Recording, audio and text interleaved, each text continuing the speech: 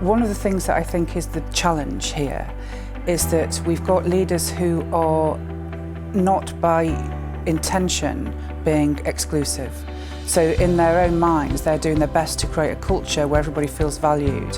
What they're not doing is understanding the motivations and the differences of the people that they work with and who work for them. And even, in my role, I'm in my 50s and I've got colleagues in their 20s, and for me to assume what they might want at work and what the dialogue needs to be for them to perform at work would be wrong.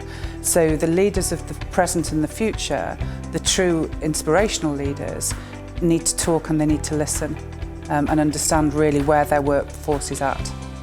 Yeah, and I think that's quite a brave step. Yeah, absolutely. I mean, we specialise in inclusive leadership, but one of the fundamental things is, quite frankly, leaders don't even know what game they're in. When you enter the world of work, we all enter at a relatively low level, and we're hired. Most of us, not all I have to say, but most of us are hired because of our skills and competences. And what happens is, well, if we do well, we progress to the next level. So we manage a relatively small team, so we become a team leader because of our competence and the rest. And before you know it, some of us end up in this position of what's called leadership. But what we don't get is we don't really get the effective training in terms of how to lead inclusively. And I think that's interesting, actually. I think that's one of the biggest challenges which organisations need to think about is, as you progress because of your technical abilities, how do you start to adapt in terms of a style of leadership which is not necessarily going to work for you only, but work for the colleagues that you manage and the rest of it. And that's aligning behaviour to those principles of emotional intelligence, empathy, some of those principles of awareness. One of the key tenets of inclusive leadership is awareness of yourself. What are your own behaviours? Do you understand your own motives, your own drivers? Do you understand your own biases? But do you understand the drivers and the ways of working of people in your team who are different from you? And if you don't have insight, it is impossible to be an inclusive leader. And I think these are some of the strategic challenges which leaders of today need to understand in order to manage their teams of today and tomorrow, as Kate's already describing.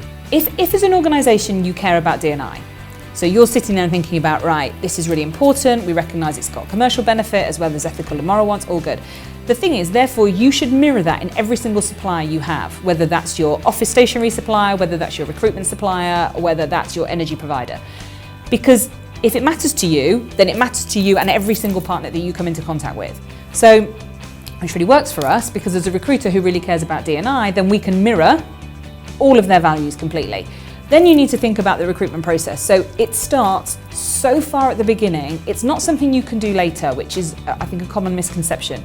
You need to think about where you're advertising, the language that you're using in those advertisements, the experience that the candidate will have when they apply. So whether that's over the phone, whether that's face-to-face in an interview, what will be the visible signs of inclusion. So, have you got a green ribbon to show mental health awareness and support?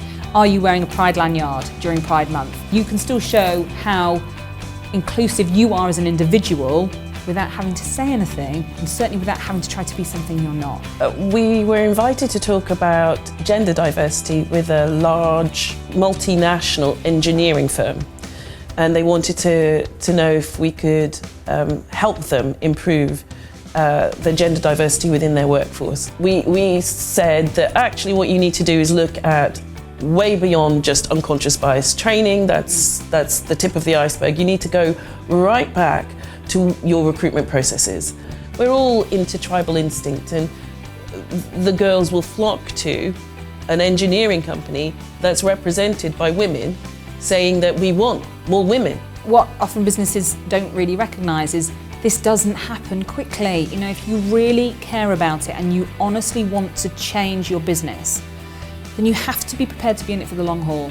And for certain industries, that's about going into schools and encouraging younger women and girls to go down career paths they otherwise wouldn't have chosen. And that's the thing, you're looking at a 10-15 plan here. You're not looking at the next 6 months. If you found this video helpful for your recruitment journey, why not subscribe to our channel? And don't forget to tap the bell to get the latest videos first.